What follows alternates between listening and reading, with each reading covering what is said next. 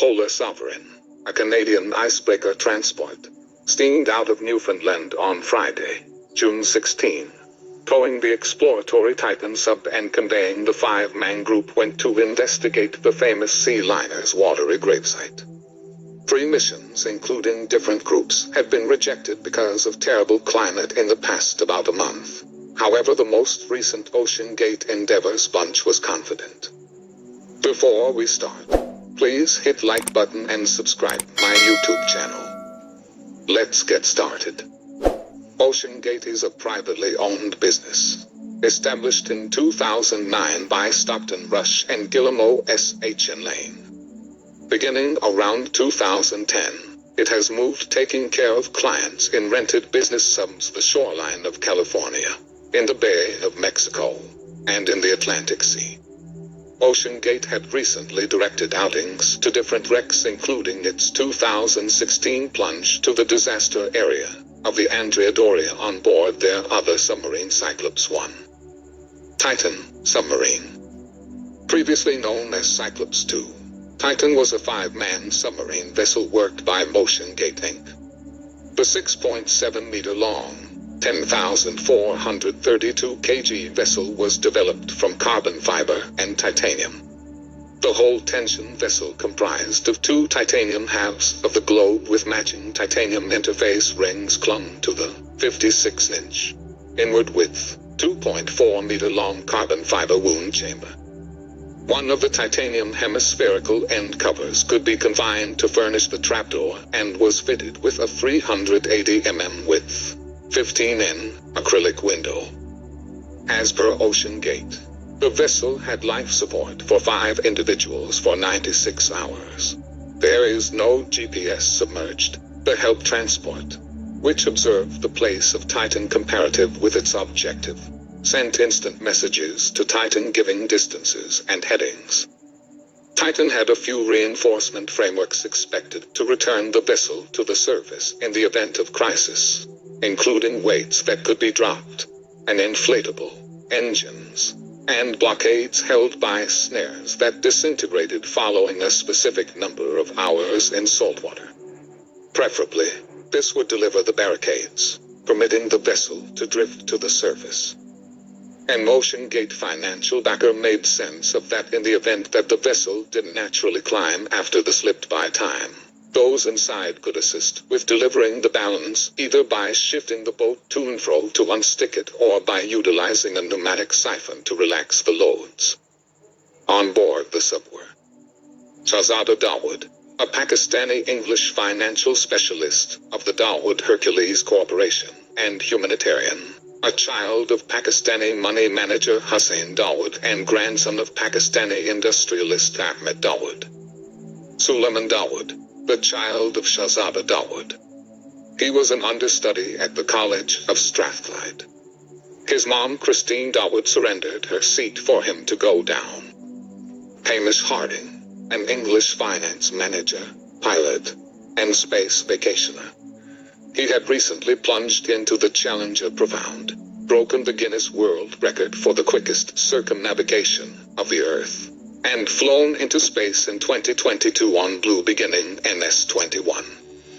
Paul Henry Nargeolet, a previous French Naval Force commandant, jumper, sub-pilot, individual from the French Organization for Exploration and Double-Dealing of the Ocean, and overseer of submerged research for EM Gathering and RMS Titanic Inc., that claims rescue privileges to the destruction site.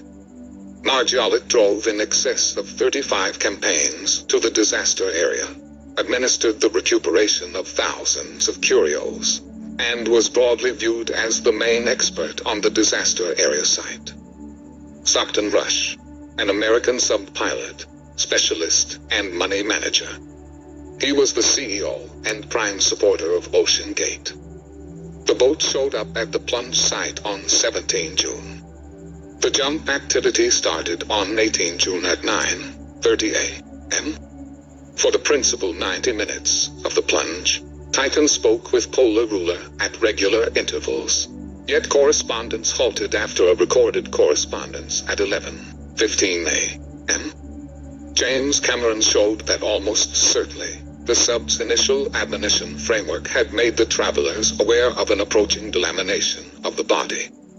He added, "We comprehend from inside the local area that they had dropped their rising loads and were coming up, attempting to deal with a crisis." A U.S. Naval Force Acoustic Identification Framework intended to find military submarines distinguished an acoustic mark predictable with a collapse hours after Titan lowered. The submarine was supposed to reemerge at 4:30 p.m. At 7:10 p.m. the U.S. Coast Gatekeeper was informed of the missing vessel. The naval force looked into its acoustic information from that time and passed the data about the conceivable collapse occasion to the Coast Gatekeeper. Titan had as long as 96 hours of breathable air supply for its 5 travelers when it set out, which would have terminated on the morning of 22 June 2023, on the off chance that the submarine had remained intact. This circumstance, setting off an extreme global inquiry and salvage. On Sunday, the vessel lost contact with the polar ruler around 10:45 a.m. At 5:40 p.m., almost 3 hours after the Titan was supposed to reemerge and almost 8 hours after the last correspondence, the polar ruler advised the U.S. Coast Watchman that the vessel was past due, setting off an extreme global inquiry and salvage. After the specialty was accounted for missing, the U.S. Naval Force examined acoustic information and found an irregularity was reliable with a collapse or blast in the overall area of where the Titan sub was working when correspondences were lost, as senior Naval Force official later told the related press. On 21 June Tuesday night and Wednesday morning, sonar gear distinguished banging commotions, starting expectation that those on board the Titan were as yet alive. At 1:18 p.m. on 22 June, the U.S. Coast Gatekeeper's Upper East area declared that a trash field had been tracked down close to the disaster area of the Titanic. The trash, situated by Pelagic Exploration Administration's Odysseus 6K ROV 5 hours into its hunt, was subsequently affirmed to be important for the sub. At 4:30 p.m. at a U.S. Coast Gatekeeper question and answer session in Boston, the Coast Watchman said that the deficiency of the submarine was because of a collapse of the tension chamber and that bits of Titan had been found on the ocean bottom around 1,600 feet, around 500 meters, upper east of the bow of the Titanic. The distinguished trash comprises of the tail cone, not piece of the tension vessel, and the forward and rearward end chimes, both piece of the strain vessel planned to safeguard the team from the sea climate. As indicated by the U.S. Coast Watchman, the garbage field was moved in 2 regions, with the toward the back end chime lying separate from the front end ringer and the tail cone. Back Chief of Naval Operations John Morger of the U.S. Coast Watchman said that the flotsam and jetsam was steady with a devastating loss of the tension chamber. Morger expressed that he didn't have a response regarding whether the groups of those on board would be recuperated. However, he said that it was an inconceivably unforgiving climate. In collapse killed each of the 5 tenants. Ocean Gate guaranteed on its site starting around 2023 that Titan was planned and designed by Ocean Gate Inc. in coordinated effort with specialists from NASA, Boeing, and the College of Washington. A scale model of the Cyclops 2 strain vessel was fabricated and tried at the Applied Physical Science Research Center at UW. The model had the option to support a tension of 4,285 pounds per square inch, relating to a profundity of around 3,000 m. After the vanishing of Titan in 2023, these previous partners moved away from the Titan project. UW guaranteed the APL had no contribution in the plan, designing, or testing of the Titan submarine. A Boeing representative likewise guaranteed Boeing was not an accomplice on the Titan and didn't plan nor construct it. A NASA representative said that NASA's Marshall Space Flight Center had a Space Act concurrence with Ocean Gate, yet didn't lead testing and assembling through its labor force or facilities. According to Ocean Gate, the vessel contained checking frameworks to screen the strength of the structure ceaselessly. Submarines are intended to endure pulverizing submerged pressures, similar to those 12,500 feet beneath the surface. Down there, the tension is multiple times more noteworthy than a drift level. Notwithstanding, any harm or deformity to the Titan's frame could bring about a break which would set off the vessel to quickly collapse under those outrageous tensions, Hick detailed.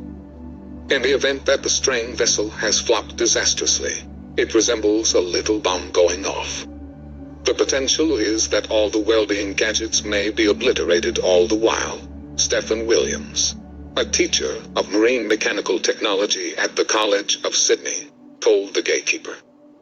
In addition, the collapse would have been practically momentary, enduring just milliseconds, as per the Diary of Physical Science, Gathering Series. Something almost identical occurred in 1961 to the USS Harvester, a submarine idea to have collapsed. If you want me to share more information like this, let me know in comments for today's video. If you find it helpful, please hit like button and subscribe to the upcoming videos. Thanks for watching.